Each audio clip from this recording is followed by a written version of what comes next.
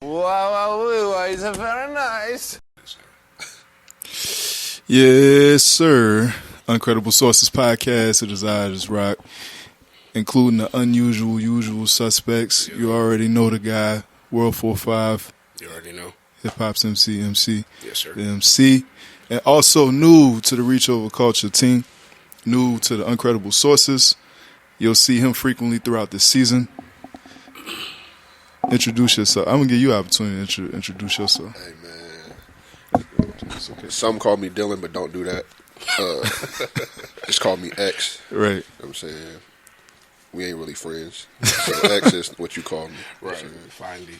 Yeah. Word. Well, shout out to SCM filling in last minute. You heard? All right, man. Let's get straight to it, man. If you don't know, now you know. Episode 1 and 2, man. Make sure y'all go listen to those, man. Here we are, episode 3, coming back straight to it. Trill trivia. We're gonna get into Trill trivia for today. So you know, we always see celebrities in the gym, you know, up in Brooklyn and these different places, and everybody's constantly debating on who's the best celebrity hooper. I got 3 names, and we'll go over who's the best hooper out of all 3. Okay. 1 is Quavo. 2, Chris Brown. 3, Lil Durk. Who's the best hooper out of all 3 of those? I'm going to have to say Breezy. You know what I'm saying? I didn't see him play in too many, like, serious games. Yeah. Exactly. I seen Quavo got talented, but, man, I'm going to keep it a buck. Every time I see Quavo play, it look like he pay people not to play defense. But I'm saying that could be hearsay. But yeah, it's just like, and Dirk, like I seen he be in the gym hooping with trainers and stuff, but I ain't really seen him run. So I'm gonna have to go with Chris Breezy. You know what I'm saying? I've seen him hoop too many times, too many All-Stars games. Okay. Yeah. I see what type of episode it's gonna be. We're too close. Yeah. So he said everything. Like it's Chris, because Chris has the largest sample size. Like, I seen Chris play BET Classics. I seen him play Celebrity All-Star games. I seen him play against Hoopers, J.R. Smiths. You know what I'm saying? I seen him play against guys in the league. Chris Brown has a handle. Chris Brown has size. Chris Brown's athletic. He plays like he's the best player on the floor too, and I like that. The thing about Quavo, along with the fact that Quavo, nobody plays D against Quavo. I don't know if they scared him. You know what I'm saying? To touch Honcho. You know what I'm saying? I don't know what the issue is. If the check cleared before they, but at the same time, I think Quavo is more of a basketball player. Like when he plays with like a pace, with fundamentals. You know what I'm saying? He likes to pass. And the one thing I do like about Quavo, though, is Quavo seems like he always wants to win. Like, no matter what it is, like, it seems like Quavo always takes it serious. So, Quavo, when I watch Quavo play, he kind of reminds me of like he has like a young Harden's game. It's like, I'm trying to get to the rim, I'm trying to pass the ball, I can shoot if I need to shoot. With Chris got like Derrick Rose. It's like, I'm going to shake you, I'm getting to the rim, I'm driving, I can dish it and dime it if I need to, but I'm here to dominate the game. And I've seen him do that. You know what I'm saying, in a variety of settings. Like with Dirk though, like Dylan said, like just the sample size is like small. I've only seen him like shoot with small gyms with trainers and stuff like that. I ain't never seen him like a 5-on-5 real run. I have seen Dirk in the 5-on-5. There's some footage out there of him hooping in the same lifetime that them other dudes be hooping at. That Lifetime gym different though. Everybody make buckets. But I'm saying everybody hooping at Lifetime. Everybody, man. The quality of people that he hoops against isn't vastly different than the quality of hoopers I've seen these other 2 dudes hoop against. At the end of the day, when you know, Dirk the best hooper out of all 3 of these dudes. Wow. Dirk's the best hooper, okay. and I'm willing to put my money on it. On a one-on-one game in between all 3 of these dudes, if they play King of the Hill, Dirk beating these other 2 dudes. Quavo, to y'all point, doesn't really. I mean, Quavo can hoop, in my opinion. I mean, I've seen him hoop with Shaq's son and these different people, with people actually trying to like guard him. But all right, and I've seen Chris Brown. You know, we've seen him in a million celebrity games. Is that in the third?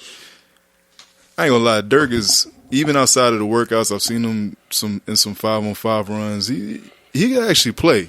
And I'm like, yo, he's the kid. I'm like, either crack rock or a jump shot was like really a thing for you, because I gotta see the video. Me too. Like, and once I find it on YouTube, I'm gonna send it to y'all. But he could actually he could play. Like he could play. I mean, don't get me wrong, not NBA level, but he could have been at somebody D2 division. He could have been at Rogers State. He could have played at Rogers State. Indio. He could have played at Redlands, you know. So yeah, I'm gonna throw Dirk out there, man. I think Dirk's the better hooper out of these three. Now, I don't think he's the best celebrity hooper as a whole, but who would you build a team around out of those three? Honestly, I would build it around Dirk. I'm building it around Chris, man. Chris's energy is infectious. I mean, that's cool. And Chris selling tickets. And Chris is gonna sell me tickets. Word. Box office. Real Zion, like. You know what I'm saying? Yeah, give me a halftime performance too. Oh God. Sing the national anthem, give you 30, 6 and 6. When you say franchise player, that's me. You know what I'm saying? Do the halftime show, and he gonna shake hands, kiss babies at the end of the game, and sign autographs. Word. Dirk ain't doing that. Dirk just give buckets and leave. Word. Y'all know why I'm here. No, that's fair. Getting to it, man. So the NFL news. Sam Darnold traded to Carolina in exchange for 3 draft picks, 6th round in this year's 2021 draft, and then a 2nd and 4th round in next year's draft. Good move for Carolina, yeah or nay? I think it's a great move for Carolina. Okay. I think when it comes to Carolina and Sam Darnold, I think once San Francisco trades up to 3, you kind of start to get the feeling that you're not going to have a shot at one of the quarterbacks that you wanted that was worth trading up for or having somebody fall back to you. I think Sam Darnold's a good bridge quarterback. And then on top of that, you're not paying Sam Darnold any money. You paying him rookie deal this year. Next year, you pick up his 5th-year option. You're only paying him $18 million. And then you have the option after that to sign him to a cheap little deal for another 3 years or so. And you can draft a quarterback still, whether it be this year if somebody did fall to you, or they say next year's draft isn't great for quarterbacks. I haven't looked into it a lot yet, but if you found one next year or even the year after, you could still have Sam on your team for the next 3 or 4 years, not pay him the money that you pay a franchise quarterback, and still be able to draft somebody young and develop them, and have the flexibility at that point to build around the rest of your team because you have a cheap quarterback. You know what I'm saying? So Sam Darnold has arm talent. He has decent athleticism too. The real question with Sam, I think, is kind of the same thing they asked with Carson. Like, did the years in New York scar him? Like, is he mentally broken beyond repair? But if he's not mentally broken beyond repair, these are the best weapons he's had even before college. Like, his best, between Christian McCaffrey, Robbie Anderson, Curtis Samuel, and I think they have another guy too. Curtis Samuel out of there. Curtis Samuel's out of there. There's somebody else besides DJ Moore. It's the best arsenal of weaponry he's had, even including his days at USC. Yeah, man. I'm going to start by saying I ain't sold on Buddy Sam Darnold at that.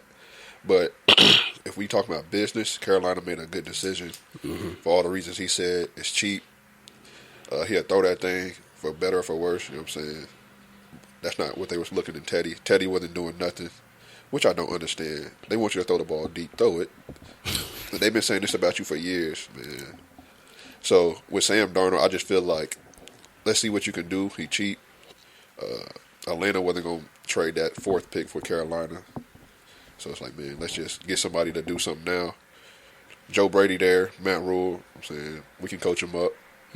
So let's see what really happens. I'm saying, at the best, he can be a bridge.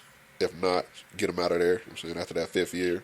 I think at the worst he's a bridge, I think at the worst he's a bridge. I think that's the intrigue in Sam Darnold is like at worst case scenario he's a bridge quarterback for the next 4 years until you find it gives you 4 years to find a new quarterback with Sam Darnold and still have the chance to win. That's what I was going to ask.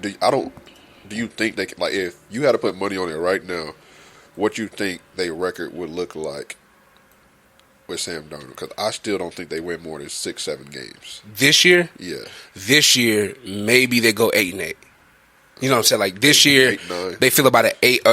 No, they're not. Okay, yeah, they're about an 8-9, 9-18. Okay, you know what I'm saying? If I had to put money on it this year, but I'm not saying this is a good move for this year as much as I'm saying this is a good move for future years. Because you got to think about it like this, right? And I'm gonna throw a couple numbers at y'all that I took down before we got here. So teams are paying. I think where we're moving at with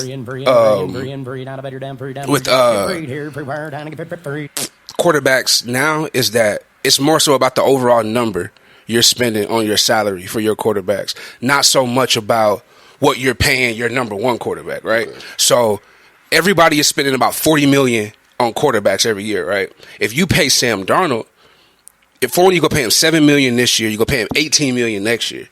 If you pay Sam Darnold $20-25 million for the next 3 years after that, then you have the flexibility to not only sign and acquire other talent in free agency to build around him to where you're not asking so much of him like a Jimmy Garoppolo or something, you know what I'm saying, in San Francisco. I think the real key is with how Carolina can draft, not so much about how well Sam Darnold has to play. How well can they draft and how well can they acquire talent in free agency? Because he's not a franchise guy, so it's not like he's going to take up 18% of your cap.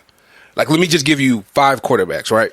And tell me if he fits in line with these 5 quarterbacks.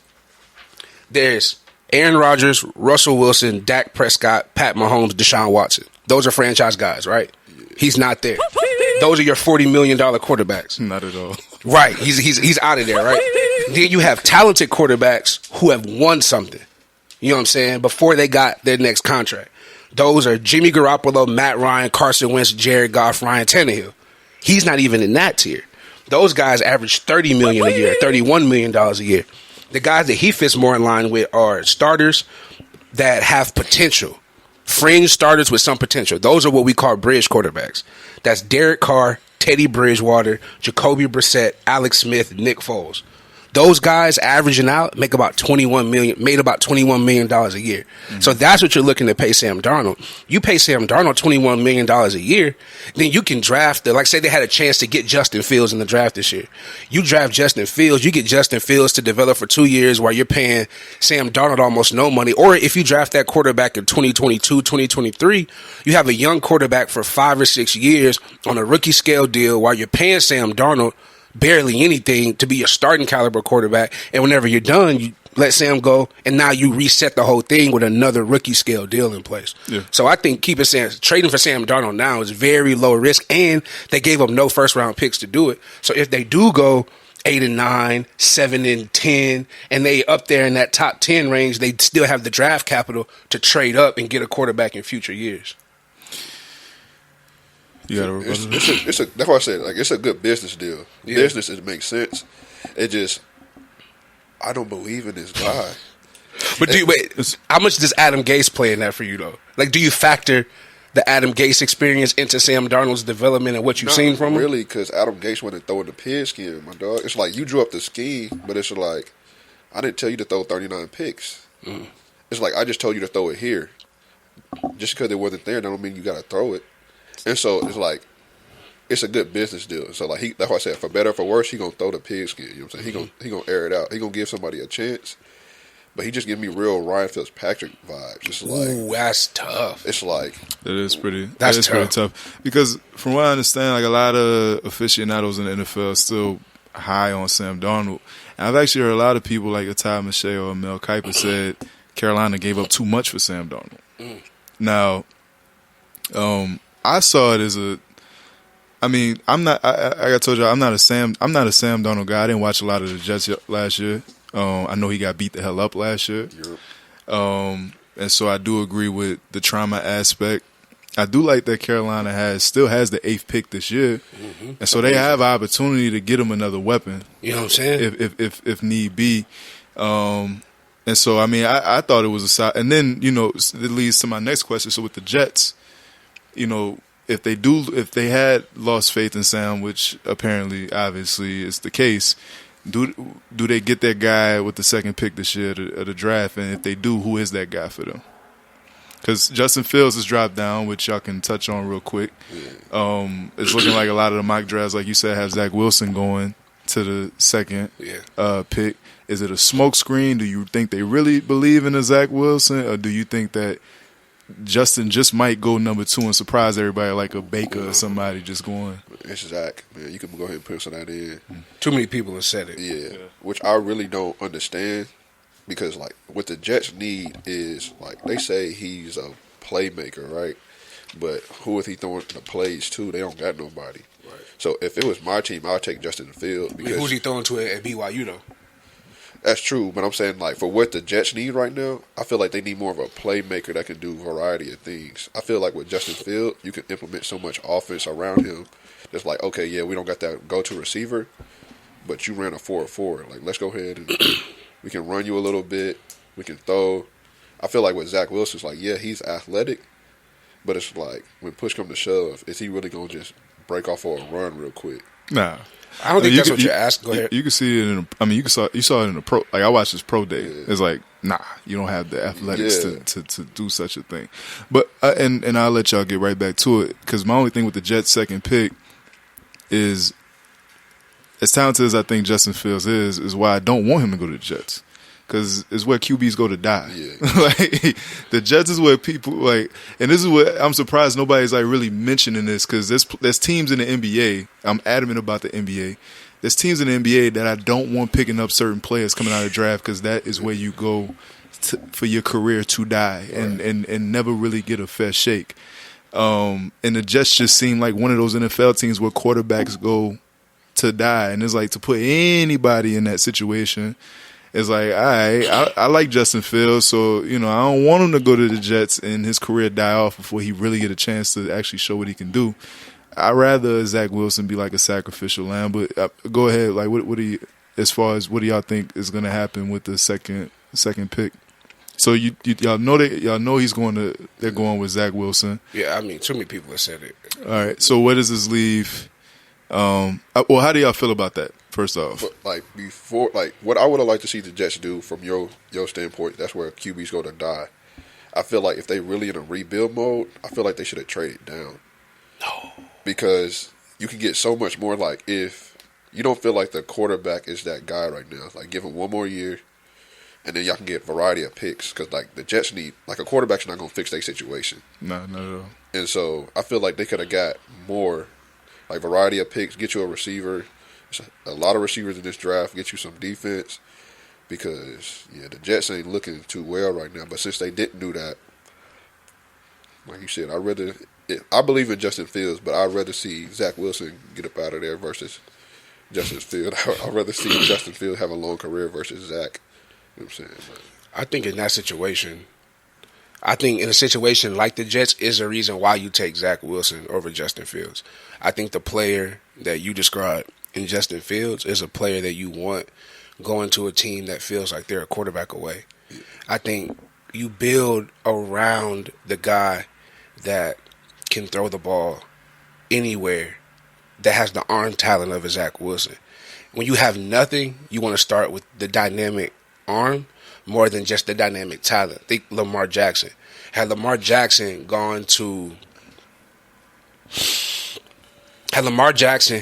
Chicago, I'm not sure he would have been as successful as he was going to a Ravens team that had the necessary parts to win. All they were missing was a quarterback because they weren't relying on him to do anything except what he does well because the team can mask everything else.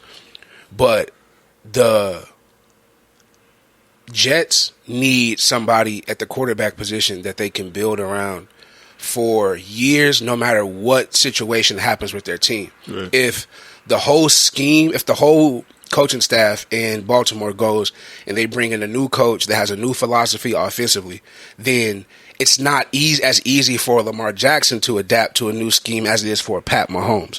Pat can run any scheme that you ask him to run because he can make any pass. You know what I'm saying?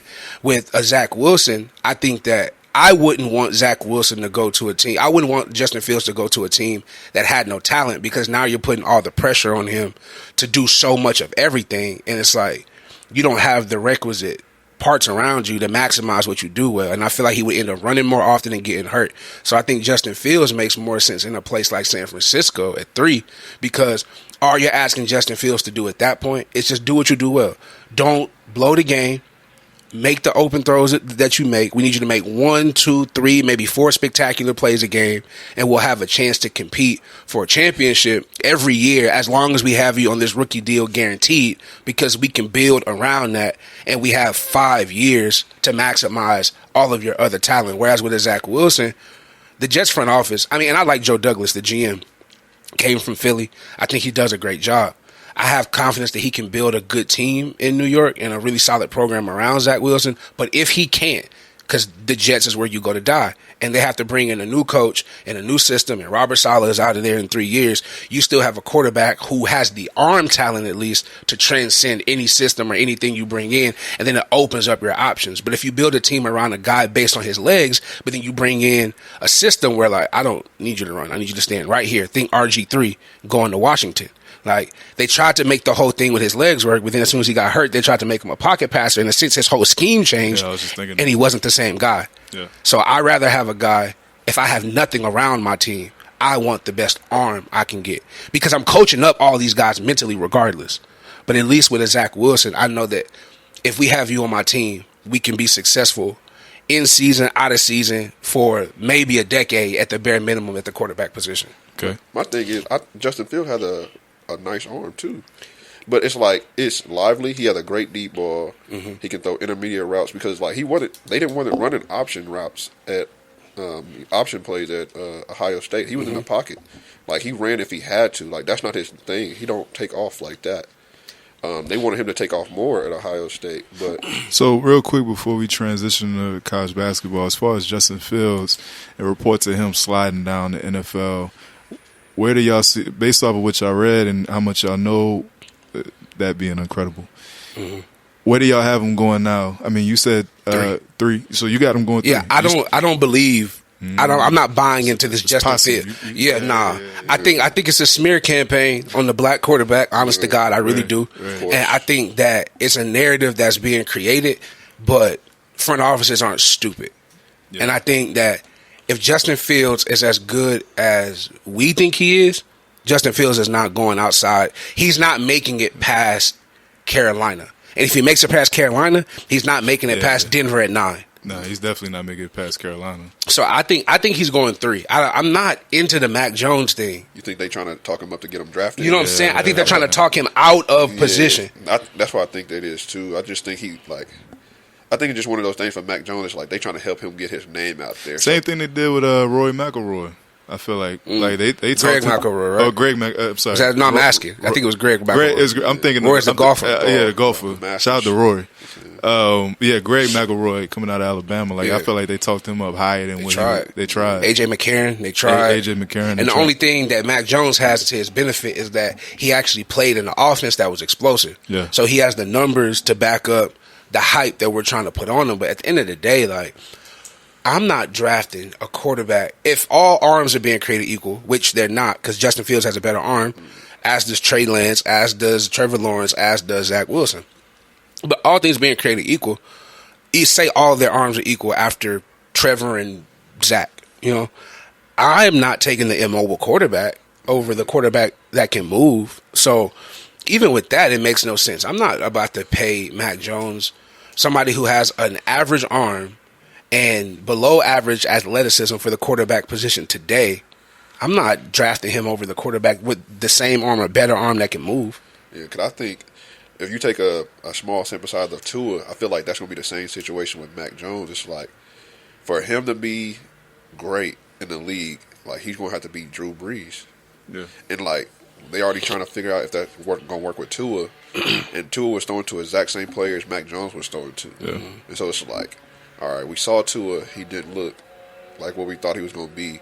So y'all want the same quarterback in the same exact system thrown to the same exact players to be better with the same weapons. It's just like, I don't see. I think they're talking a lot about his IQ too, though. Like, one thing I have been hearing about Mac Jones is they have really been gassing up his intellect and his ability to process information, which I do think is underrated when it comes to evaluating quarterbacks. But at the same time, sounds like a real backup quarterback to me. It sounds like a real backup quarterback to real me. Backup is like, to me. Because I think that's something, and I do agree that intellect, IQ, and ability to process information is something that you there's parts of it that you can't teach, but I think the only part of it that you can't teach is the feel aspect of it. Yeah. But any quarterback with the capacity to learn, you can teach them how to get to a second and third read, but you can't teach somebody how to slide their feet in the pocket, how to get outside the pocket and extend plays when plays break down. Because on top of that, if Mac Jones does become a guy that you have to end up paying once that contract is done,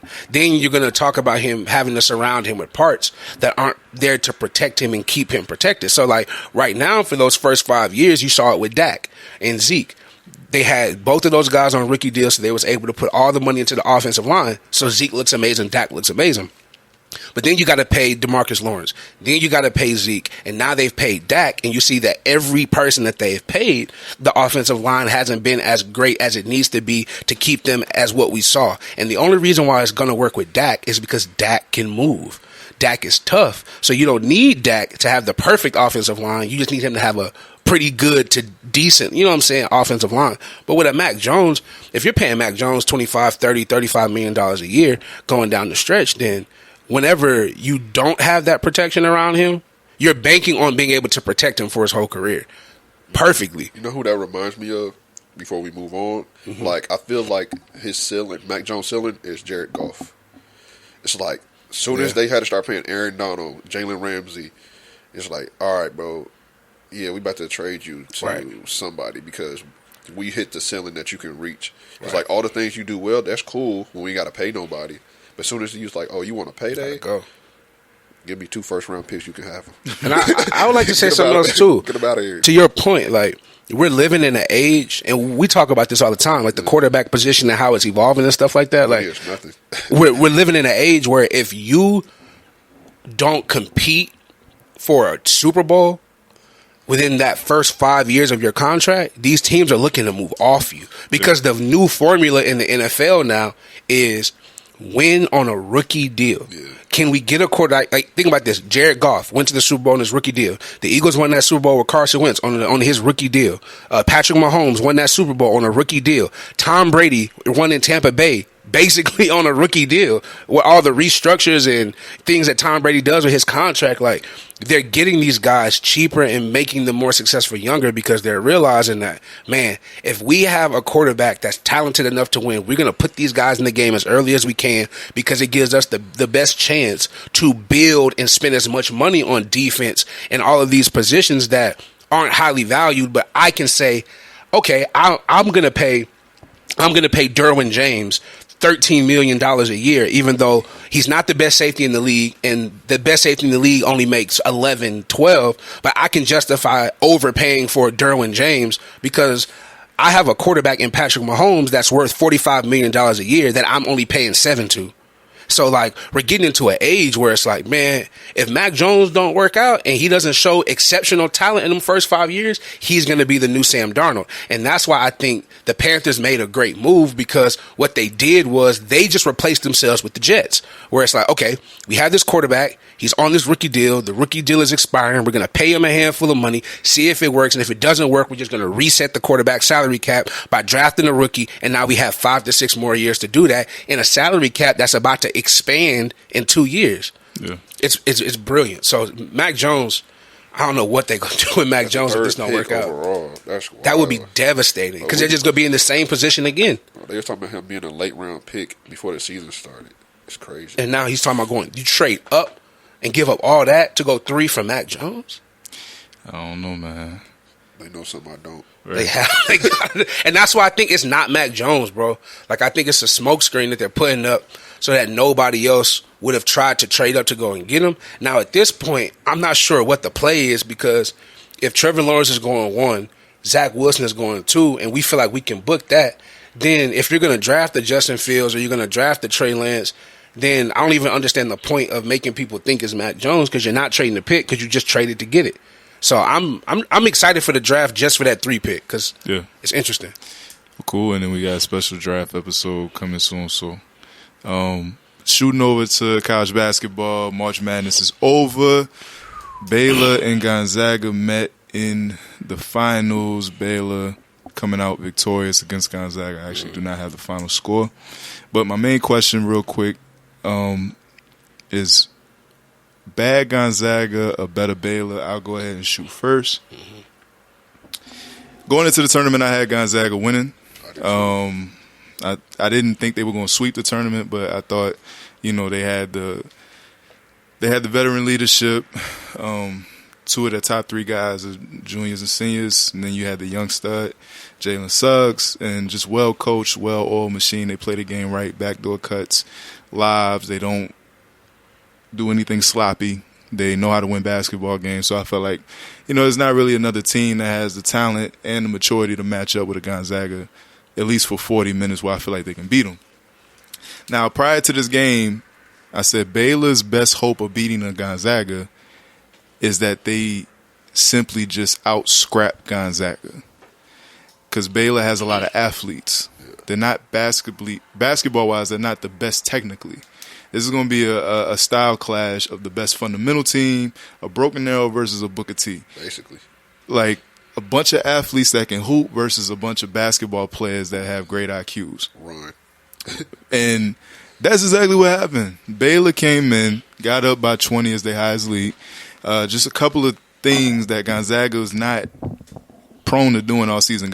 Gonzaga threw 14 turnovers. On average, their season average per game turnover rate, I think, was about at 7 or 8.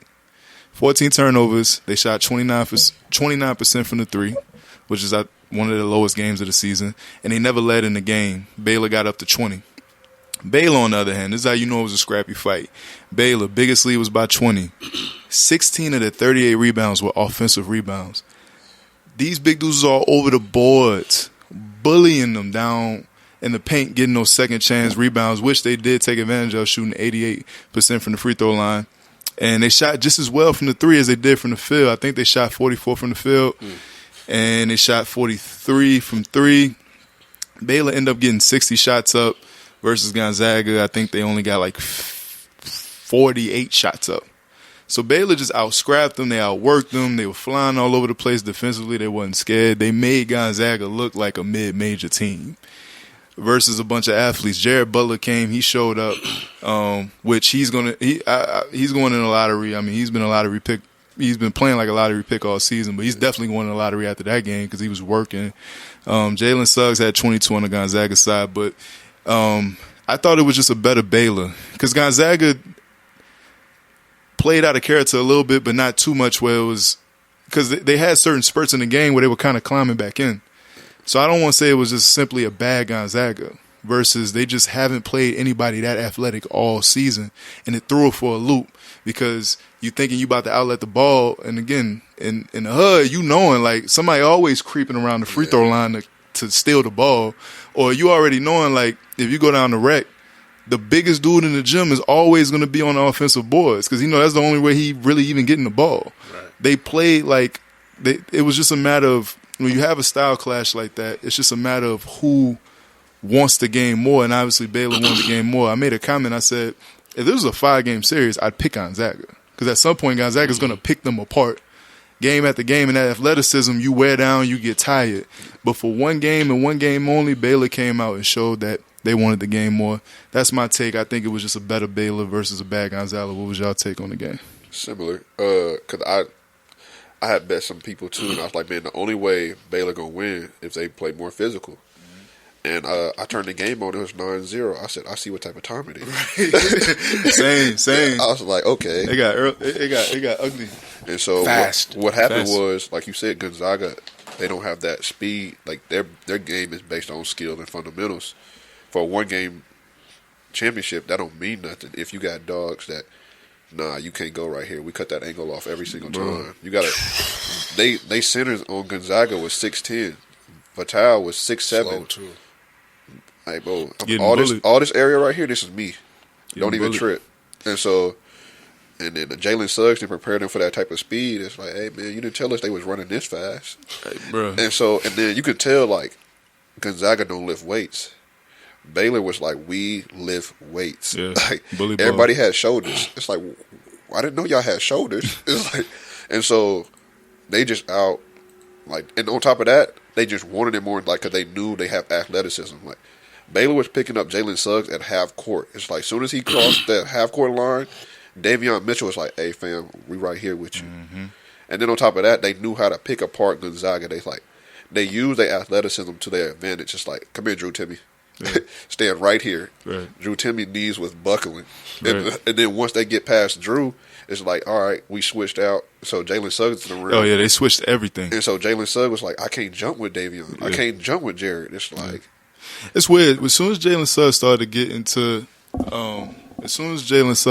really kind of get into his bag, into his flow, the game was already a wrap. Because Jalen Suggs started to work. At first, he started to get that. He started getting that. What up, bro? He started getting that swagger back. Like, oh no, wait, I've been here before. Yeah, I played with these type of guys. Been in the AAU circuit before, right? But by that time, it was already done. No, you good. There's a foldable chair in the either right here, or like the closet over there, if you want to sit. Yeah. So, to your point, they were all like Jalen, and you know when you got that one again, it's the BA Union jeans. You know how you got that one dude that's a dog, but everybody around him is not used to playing this level. Scared. That's how it looks. Let's call it what it was. Jalen Suggs. Let's call a spade a spade. Them boys was shook up. Corey Kishworth. I've never seen in a D1 game where a dude about to take a three. It's like, oh, you're here. I'm gonna just throw the ball back on the ground like nobody saw that. Like Drew was shook up. Corey weren't used to that. Corey was pulling from everywhere all season. He was scared to shoot the ball. Yeah, bro. He thought every shot was like, "Hey, man, how'd you get over here this fast?" Yeah, I was open. They were switching everything. I was open for a split second. Like they literally switched everything. They had fives guarding Jalen Suggs at some point, bro. They switched everything. Every backdoor cut, it wasn't working. Zach was scared to shoot the ball. They're like, "Hey, man, y'all closing out way too fast." Right. And what was your take on the game, real quick? I thought it was great Baylor, unprepared Gonzaga. Mm-hmm. I thought Gonzaga just wasn't, like y'all said, prepared to come into the game and match their intensity and to match their energy. And you said something that I thought was interesting because my main takeaway from it is I kind of felt like I wondered what would happen if they had to play 3 times. Like, I'm getting to a point now with the Final Four or the national championship in college basketball where I feel like it deserves a series. And I don't think a 5-game would be necessary because it's kind of a lot for college basketball, especially after playing as many games as they play and the way it works or whatever. But I think a 3-game, like a Monday, Tuesday, or a Monday, Wednesday, Saturday, or, you know what I'm saying, something like that. Because I feel like having to play 2 nights after the UCLA win. It's tough. After overtime at that. After an overtime at that, like the emotions of it, and I know it's a part of college basketball going back mad years. That's why I'm not saying that there's. That's why I'm not saying it was. I'm not saying that Baylor didn't deserve because they deserved everything. Everything. Okay. They came out. They played the best. They had to play the same amount of games. It's not their fault that they didn't have to go into it. They played Houston and smacked Houston. That's not. You know what I'm saying? But at the end of the day, what happened did happen. And to your point, it's like. I feel like if they had played Gonzaga, I'm interested to see if they had played Gonzaga a best of 3 or a best of 5. If Gonzaga would have been able to be like, okay, you got that one, you got that one, but guess what? Still 2 more games you got to play. Yeah. I don't think the Zags would have had it. Because I think Jalen in the series. No, that's fair. That's fair. I think the only one on that team that would have been ready for it was Jalen. But do you think Baylor could have played like that for 3 or 5 straight games? Yes, because like your athleticism is not going nowhere. It's not the athleticism isn't what beat them. The energy is what beat them. Energy, and because like I feel like that's what Baylor is. Their whole team is built off of that. It's like we're not as talented as you, but your heart is not bigger than it. Because for one, I don't think Corey would have got adjusted to the speed. And I don't think Drew would have been able to do no different than what he did. You take coaching out of it when you say that. And I'm not saying that Baylor's coach isn't a good coach because they're both great. But you just take coaching out of it when you when it's a 1-and-1. Like you just play one game. It's one and done. You kind of in basketball, you can take coaching out of that equation. When you we got to play you 3 times straight. I have to beat you 2 out of 3, 3 out of 5. Like.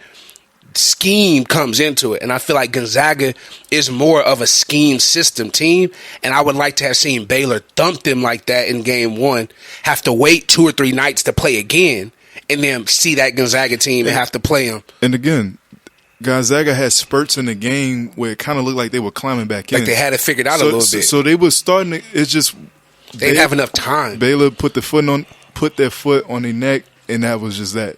You've been in them situations before where it's like, yo, we didn't throw on 10 turnovers, and we can go down going an 8-2, 10-6, 12-6 run, but if they're still up by 18, as long as like the objective is to stop them from scoring.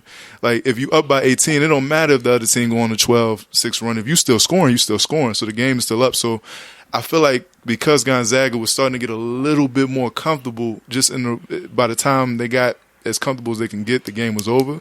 It just would have been, it would have been interesting because now it's like, yo, and then again, the same credit I give them for having a high IQ is the same reason why I feel like, and I'm not knocking anybody that feels like, nah, bro, if they flew all over the place game one, you're not getting adjusted to that by game two. I just think they had the seniors and they had the IQ to get adjusted and say, oh no, we have to force them to play at our pace. And if we can force them to play at our, because at the end of the day, again, they running back maybe, and scheme is the same thing. Because Gonzaga, if you watch them all year, they're doing backdoor cuts and a third. So maybe instead of doing backdoor cuts, they're actually setting backdoor screens. They're getting Jalen Suggs involved in the offense a little early. Right. Actually having him take the ball down majority of the time. Because when you watch this game, Timmons was taking the ball down majority of the time. Until they got behind, and then it was like, Jalen, come save us. Nah, getting Jalen involved in the offense a little early. Even Jalen's first points out of the game was points that he had to force himself instead of them playing. And you're playing through Kisser. No, we're not playing through you. We playing through Jalen. For you. Yeah, like that, and that's another reason. That's another way they went wrong. They tried to play through the two. You know what I mean? Billy Hoyles, and it's like, no, bro. But see, my thing was like, I understand like offensively, I think Gonzaga can hang. But I didn't see anything from that game that showed me that Gonzaga could stop Baylor from doing what they wanted to do offensively. Like they threw them into that zone to close that. When they went on that run, to close the first half, and they cut figured it out quick. I mean, so because we press for time. That's fair. And you know what I love about that game is because you have a style clash, you can really debate it either way. Right. Yeah, I mean, the 2 out of 3 series. College basketball because I'm not totally against it. I feel like the one and done is what makes the tournament. I'm not against the finals being a 2 out of 3. Just the finals. Because like we have the play-in in the NBA. Like sports is changing. The NFL's added a 17 game. We got the play-in in the NBA. Like I feel like maybe not right this second, but I feel like much like the college playoff in football. The final, I feel like a 3-game playoff series for just the final game may bring a certain, especially when we get into like the G League jumping off and kids not going to college. It might revitalize it. I'm open to that. It's just college basketball would have to be completely and totally dead for me to embrace that. Yeah. Because I'm an old head, so of course we come from the era of one and done. Right. And so we have to get back to the era of niggas coming straight out of high school. Exactly. So like because we from that era. Mm-hmm. That's just me being a old head and being like, nah, this is the way it's always been. But the way college basketball is looking at we talked about it last episode with the Blue Bloods dying, that might just be the thing that keeps the NCAA going. But shout out to Baylor, man. Y'all did y'all numbers, man. For real. And that was their first championship in school, or first basketball championship in school history. So shout out to them. Because they've been hooping all season, so shout out to them. And that's another thing, too. People were so surprised. Like, they weren't smacking niggas all season. But, I mean, it's just Gonzaga just looked good all season, bro. Yeah. Gonzaga, even to me, looked like an unbeatable team. I definitely lost $5. Right. So shooting real quick over to the NBA. Just real quick. Fringe teams. Fringe teams in the NBA right now. Give me a team that needs to make the playoffs and a team that is probably better off if they don't make the playoffs. You want to go? Or you want me to go? Man, so I want to say the Knicks. That is a team that what? Oh, man, it's 50-50 right now. Because, like, I feel like for the culture of the Knicks and where they trying to go to get free agents to go there, they need to make the playoffs. Right. But on the flip side of it, it's like we're not enough talent that if we make the playoffs, it's going to be ugly. So we need a draft pick like if we get this lottery, if we can get this top 6 of this draft that's coming up, because there's players in this. Right. So if we can get one more player that can organize this offense, that's what we really need. I agree with you because I'm just going to compile because we run insurance. I agree with you on the Knicks. I feel like they're a team that does not need to make the playoffs this year. Right now, if we're going to the draft right now they're looking at having the 16th or 17th pick. Tank and you get in the lottery. Right now, they're looking at a space where they can get a quality guard like a Cameron Thomas from LSU. But if you move up, you get another quality piece to go along with a young core that you already got. And what's the alternative? Going to the playoffs and getting smacked the hell up? Like, for what? For pride? Like, just say we did it. So I agree with you on that. Give me a team that needs to make the playoffs. I want to say Atlanta. A team that does or doesn't? That does. Does. Atlanta. Okay. Because I feel like they made too much moves in the offseason, just like, what are we building? Like, what are we really doing right now? And so I feel like Atlanta needs to make the playoffs because it's like we're trying to make a decision. Like, is Trey really that guy? Right. Is Cam going to be that guy? Is this coach going to be this guy? It's like we need to make the playoffs. We put too much money in this offseason to build this franchise to be a winning franchise. Like, it's time. Right. I'm going to say the team that I think needs to make the playoffs is your mans in them.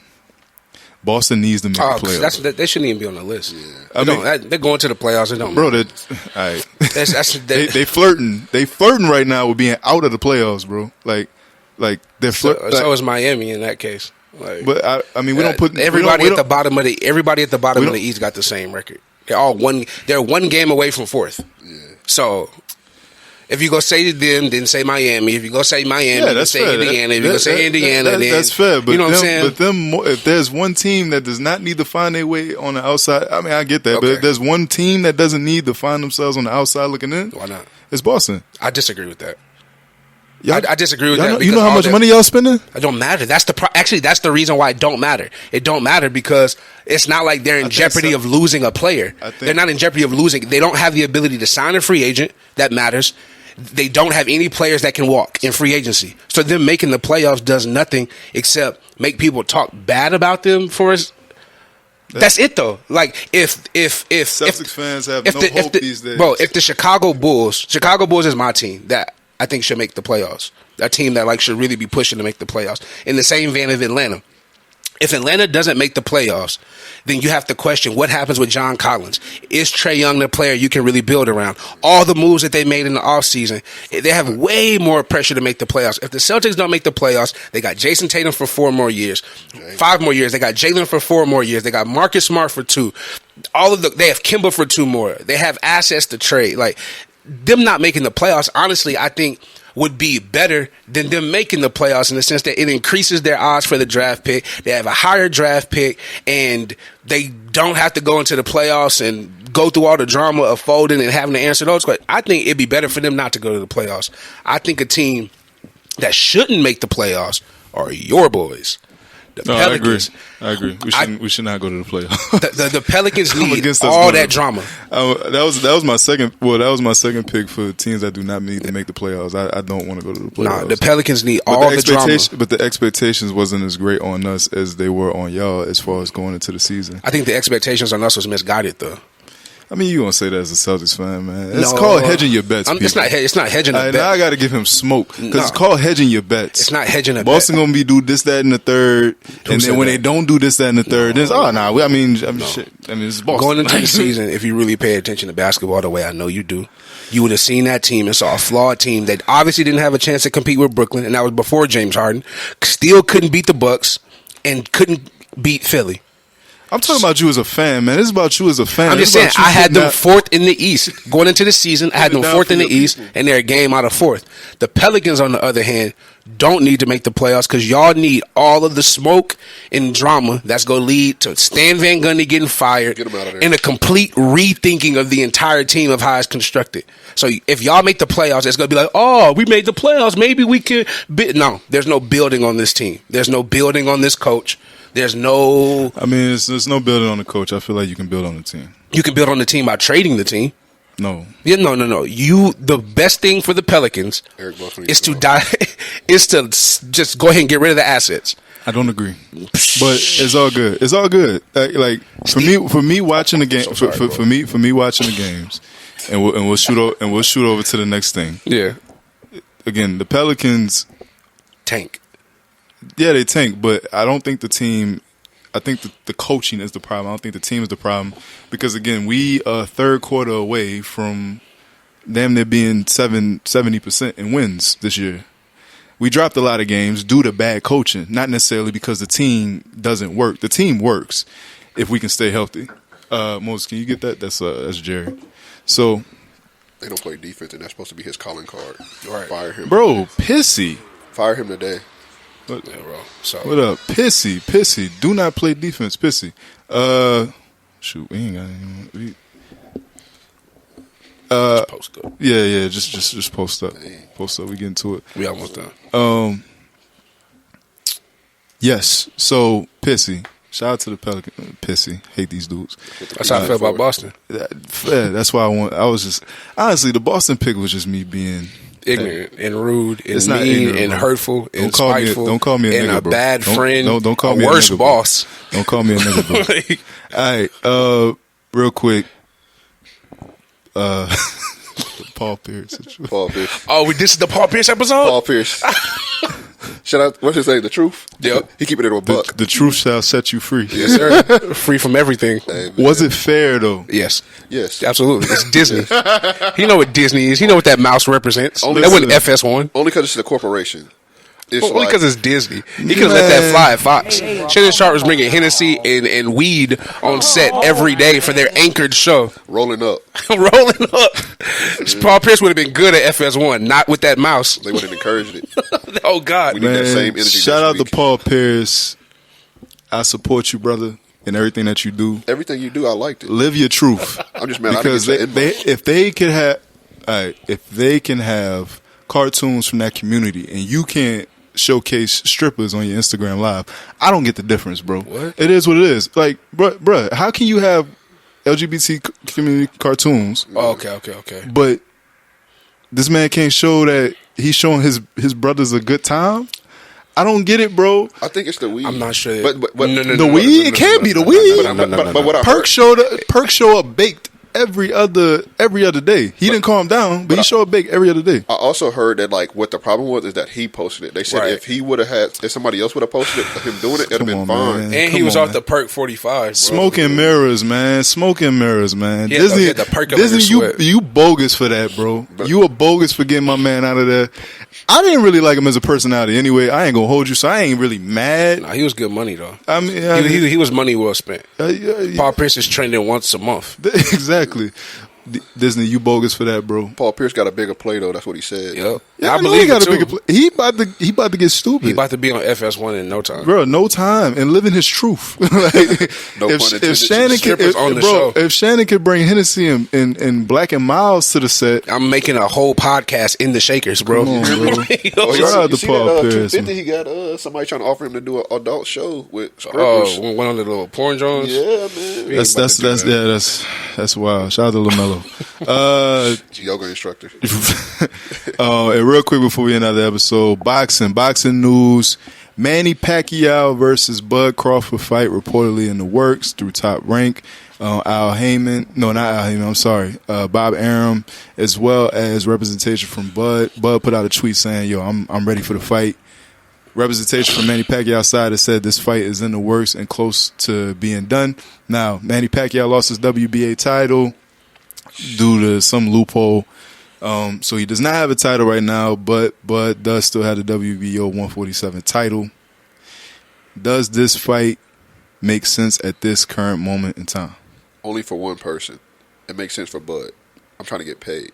As Bud, it makes sense. They question me at a welterweight, and so it's like, because this parlays me into, if I beat Pacquiao, I get one payday, but then I can get that fight y'all also won an arrow, so I got 2 paydays. Right. So, but on the flip side for Pacquiao, it don't make sense to me. Okay. Unless it's just pride, because you got money.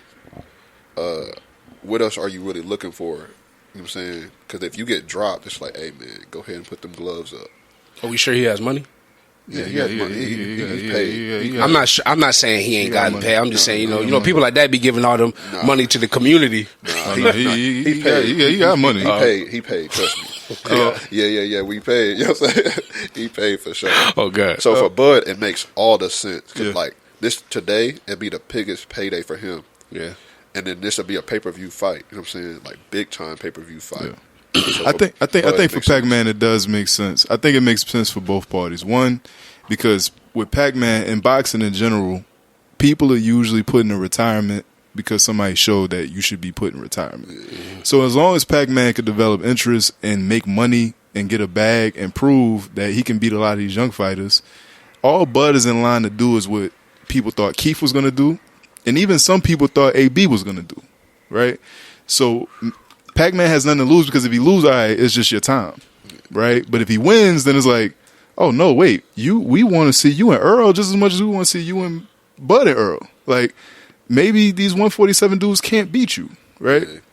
And for Bud on the other side, makes perfect sense. Who doesn't want Manny Pacquiao on their resume? If you put him in a retirement, then you'll be known as the dude that put Manny Pacquiao in retirement.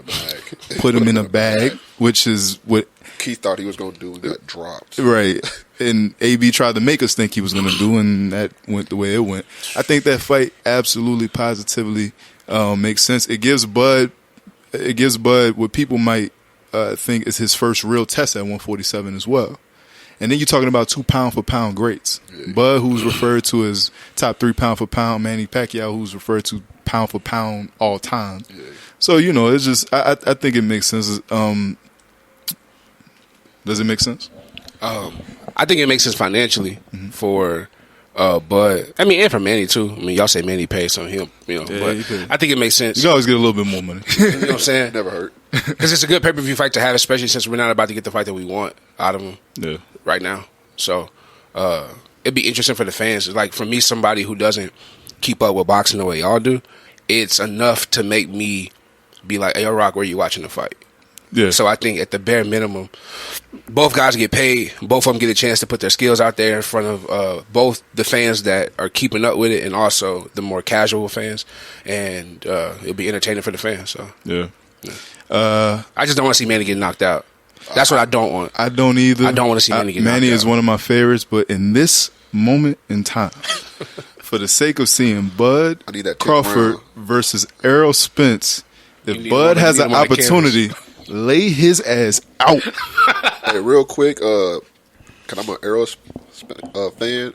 Bud took Errol's line bar for bar. This was supposed to be what Errol was trying to do. Yeah, that's a fact. And I'm just mad that it didn't happen for Earl, because now Earl's kind of the lose-lose for him. Nah, bro, and we was talking about that before the show. I don't think, because Earl is about to go get the WBA belt that Manny got taken away from him. He's about to get 3 belts. Well, he'll have 4. He'll have the IBO, WBC, WBA, and IBF. And the only fight that Bud can make if Earl gets that 3rd belt is a Earl fight. No other fight makes sense. And even Bud's fans will begin to turn on him like, bro, now y'all 2 are the only ones that have all the belts at 147. Just like the AJ and Fury aspect. No other fight makes sense. So I feel like Earl wins because, one, you come into the fight, you can demand more money because you got more belts. Yeah. 2, if Bud does beat Manny, all right, you don't get Manny on your resume. All right, that's a slight L. That hurt, but that's what I'm saying. It's like, but I don't think boxing enthusiasts. I don't think that hurts Earl, because boxing enthusiasts, at least from what I understand, they don't feel like Earl needs Manny on his resume. The fight that Earl needs at 147 before he goes anywhere and does anything is the Bud fight. Especially if Bud knocks Manny out, it's gonna be like, oh well, we already know what Earl would have did. Yeah. So I don't think. I mean, for Earl's personal pride, it might hurt. That's what I'm saying. You know what I'm saying? But I think I'm thinking about it on the Floyd aspect. I don't want Earl to get put in that box. It's like you fought everybody after it's too late, right? And so that's why I think. But even now, like, people can't say that because you fought Danny while he's still in his prime. You fought Sean, and what? No, Danny's still in his, he ain't won a fight in like 3-4 years. That's fair, but he's fought top competition. I mean, because they said the same thing about Tommy Hearns back in the G. It's like, it's as long as you fighting within the round. So you took Danny, you took Sean, you took Kel in his heyday, and then if you know boxing, you know a lot of people have ducked Earl. Yeah. Like it ain't like Earl big ain't, time, bruh. So time. you can only take Keith. you can only take the fights that people are willing to get in the ring with you and fight. So I think that'll be said about Earl too, which is, I mean, yeah, he might have beat people after somebody else already got to him, but at the end of the day, people were scared to fight him. Like when he was outside calling people out, Kel was the first one brave enough to get in that ring with him.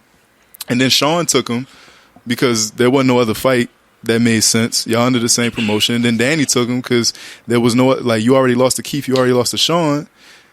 No other fight makes sense but to take Earl at this moment in time. And anybody, if anything, people looking at Danny like, yo, you got another title fight? How? Yeah. And you keep losing. So outcome, I feel like Bud gets him out of there in the late rounds. 10th, 11th. 11. I'm calling 10. I'm calling 11. I'm calling 10. So neither one of y'all think Manny has a chance to beat him? No, he has a chance. He has a chance. Because he's a boxer. He's an artist in there. But I just feel like... Give me a percentage. The percentage chance that Manny has to come out with a dub. I'm not going to disrespect Manny. So I'm going to go a strong 38, 45%. Somewhere in between there. I'm going to give him 41. That's higher than I thought y'all would have said. Yeah, I'm gonna give him because I mean again, he still got power. Yeah, that left hand is still a left hand. Yeah, Manny is still Manny at the end of the day, and he ain't going out. If he goes outside, he gonna go out swinging. And the thing about Manny too is if he gonna get caught, it's because he did something he wasn't supposed to do. Exactly. Like when he fought Juan, it's like he threw a haymaker that was outrageous. Yeah, Juan caught him. Like, thank you. And next thing with the boxing, AJ, Anthony Joshua, Tyson Fury, heavyweight undisputed fight will be this year. Contracts are already signed. They're waiting to set a date and a time. I need that. Just one quick early prediction. Tyson. AJ don't have a chin. Fight party. I don't. AJ, I'm not predicting. Let me rephrase. I'm not predicting AJ is gonna win.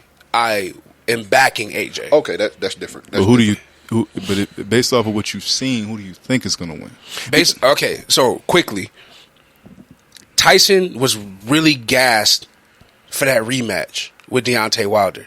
Mm-hmm. Like he really he lost, had the hiatus, came back, had the draw, got knocked down twice. People were questioning him. Comes back, puts the pause on him. It's like the Baylor Gonzaga thing. Does he approach AJ with that same intensity, that same focus, and that same commitment? If we see the same Tyson that we saw in the Deontay Wilder fight, my prediction is Tyson. If we see a more comfortable version of Tyson, I'm going to go with AJ, even despite the fact that he doesn't have a chin. But see, the thing with AJ is I've seen him get dropped by lesser competition too many times. True. In early rounds. It's like, yeah, you granted. Wait, by who though? Man, he got he got dropped by Klitschko. He got dropped by Ruiz, right? Ruiz. I mean, a few times. And he wasn't even. Come on now. But he caught him behind the ear, though. I'm also banking on AJ having that. But I'm saying he caught him behind the ear. But technically, you ain't even supposed to get caught behind the ear. Who was buddy he fought before Ruiz? That white dude dropped him. Pavekin. Yeah, dropped him in the third round. It's like, bro, what's going on? But that was his best shot. Not. All right. So listen, AJ might have a glass chin. That's purely fact. I'm also not gonna pick the white man over the black man. I mean, but Tyson Fury is a dog. Like, and I know he's from overseas or whatnot, but still. I was backing Deontay, but I had. Deontay, you had to back. With AJ, you can get away with not rocking with AJ. But I put 20 on Tyson though before the fight. I was bagging Deontay, but I put 20 on Tyson before the fight. Talking about hedging bets. No, you can't hedge a bet. I hedge my support. I can't hedge the bet though. It's not like I bet Deontay somewhere else. I just said, nah, Deontay, my nigga, we rocking. All right. Hey, bro, run me my 20 real quick. As far as my early prediction for AJ Fury, without knowing anything, AJ has been more active. Fury has not fought since the Deontay Wilder fight. Right. Which he's a pure boxer, so I don't doubt that he'll be able to get in the ring and just get straight to it. But a lot of people have Fury heavily winning the fight based off of what he's already shown. Definitely putting money on Joshua then. I think AJ is going to get him. And now, mind you, it's a 2-fight deal. Mm-hmm. So it's a rematch clause automatically. I heard people were upset about that too. I mean, they shouldn't be, because at the end of the day, Who else do you want to see at heavyweight? right? Like at the end of the day, like if the fight's as good as we anticipated to be the first one, you're gonna want to see a second one. If Tyson wins, I'd rather see Deontay Tyson 3. No. I don't ever want to especially if he really wins. I don't ever want to see that again. Deontay got to beat somebody like a Dillian White. He got to beat a couple of these Lil Wolves. Okay, he has to be. Obviously, he has to beat other people, which I think he will do. I don't even know if he will, bro. I think he will, bro. I gotta see him. I gotta see Wilder win in a different better. way. Yeah. Like I don't want to see no more like you've been kind of getting rocked for 10 rounds, and then you just hit somebody with a slipper. You know what I'm saying? Like, and I don't like the way. Another reason I don't want to see that fight is because Wilder been coming out with some wild accusations. Like, bro, that's a whole nother. He had some excuses. He said something in the gloves. Then at first, it was like my equipment was too heavy as I walked because Tyson Fury. I did forget about that. I forgot about it. But then he said his trainer spiked his water. Yeah, the suit was too heavy. Yeah, it's like, bro, I forgot about the excuses he made. I take back what I said. I forgot about the excuses. Okay, The excuses is what did it. I forgot about the excuses he made. Bro had 50 million excuses. The swelling on my face. Look at my face. Yeah, bro. What? It honestly made me like him less as a boxer, bro. Yeah. It's like, bro, take your L and keep it pushing. Bro. And so at first he was taking Tyson to court, and this fight wasn't even about to happen. A lot of people, as crazy, this fight wasn't even about to happen, but they're paying him step aside money, close to $4 million. Because they have a rematch clause as well. Yeah, but the contract expired, and they found a loophole to get out of the rematch. Thank you. But I don't want to see that third fight until Deontay shows me that he can beat some of the mid-tier heavyweight champs. Do you have a jab? Do you have a jab? And that's the thing, though. Like when you read reports coming out of his camp, Deontay, he don't want to do anything different. They said he didn't want to get better. It's like, I got this right hand of God. That's what he said. It's like he fired his trainer for saving your life. It's like, bro, he was about to kill you. Bro, he fired the black dude and kept the white dude. Bro, he said, the white dude is the one who's in the room with Tyson as he's getting his hands wrapped. So if anybody would have seen his, come on, bro. He said, I wanted to die out there. Are you sure that's what you want to do, big dog? You want to die on your sword? I mean, he didn't punch people like he wanted to kill people. So I mean, I like return the energy. Like, you know what I mean? I'm not dying out there, bro. Uncredible Sources Podcast, man. Episode 3. Thank y'all for rocking with us, man. We appreciate y'all. Yeah, bro. And we'll be back with more of the Uncredible Sources Podcast. Make sure you rate, subscribe, review, download wherever you stream your pods, man. Wherever you do your thing, man. 3 episodes in. 3 classics, if I might add. At this point, shout out to X, man, coming through. You're going to see him on the next episode of Reach Over Culture Podcast. You're going to see him throughout the season. You heard me? Shout out to y'all, man. Uncredible Sources. I almost messed up. I didn't mess up. I got it, though. Uncredible Sources Podcast, man. We out.